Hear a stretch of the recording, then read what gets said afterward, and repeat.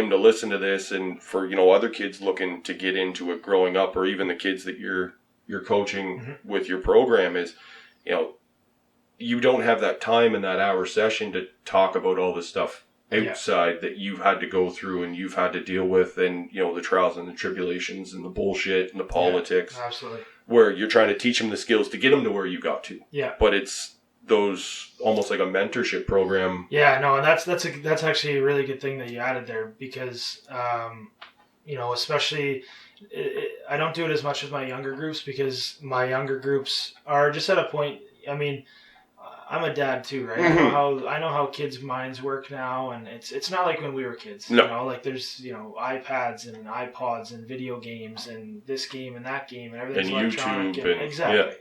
Yeah. And when we were kids, it was like, get your ass outside and go play in the snow, or go shoot pucks in the driveway, or go chase each other around in the backyard. Like that's just how it was. If it's not raining and you're in the house, you're cleaning with mom. Exactly. That's exactly right. That's exactly right. And I mean, when we were kids, you didn't have the worries about, kids getting scooped up off the road in strangers' cars and things like that. Like, I'm just like you, like grew up in Mount Bridges, where it was such a small town. Like, you knew everybody in town. You could go from one end to the other town on your bike. Like, the sun came up, I'd get on my bike and buzz down to my best buddy James Dossett's house and knock on the door at 7 a.m. and let's play some road hockey. Yeah, exactly. Yeah. And, I'd show up back home at dark, for dinner. And that was how I lived my whole childhood. But now it's different. And that's been one of the toughest things for me, I think, is just learning.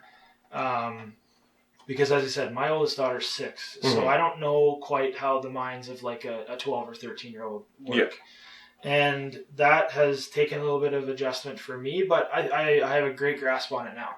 And one thing that with my older groups especially that I provide is a little bit of a mentorship. Like, I'll do my sessions, like I have a group of 13-year-old boys that are playing for the Chiefs. Okay. And so that's minor bantam. So they got 2 years till their draft year.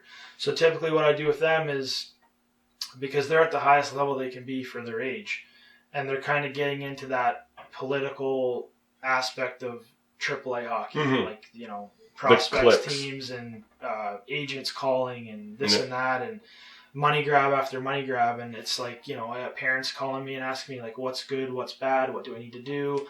And so about every 3 sessions, I meet the parents after in the parking lot. You can't meet inside anymore, because typically I would, but I meet them in the parking lot and I just talk about this kind of stuff, mentor stuff.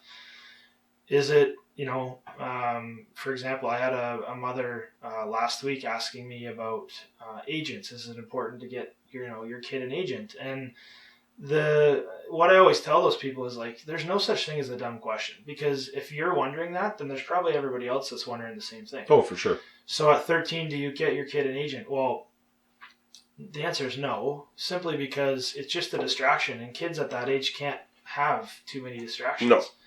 Like, they have their sports, and then they have school. And then, in their minds too, they've got girls, they've got buddies, they've got video games, so you add into that whole thing, an agent who's, feeding them with talking about prospects, tournaments, and combines, and, OHL teams coming out. Like, they just can't process that. No.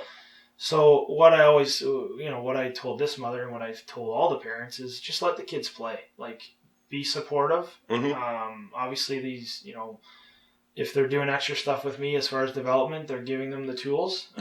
But just be supportive. Like, that's the biggest thing with young kids that I find anymore, is give them those tools, but just be there for them. They don't need to go out and play and then get in the car and get their ass reamed about how they played. Like we did. Yeah, that's not what they did. That's not what they need, And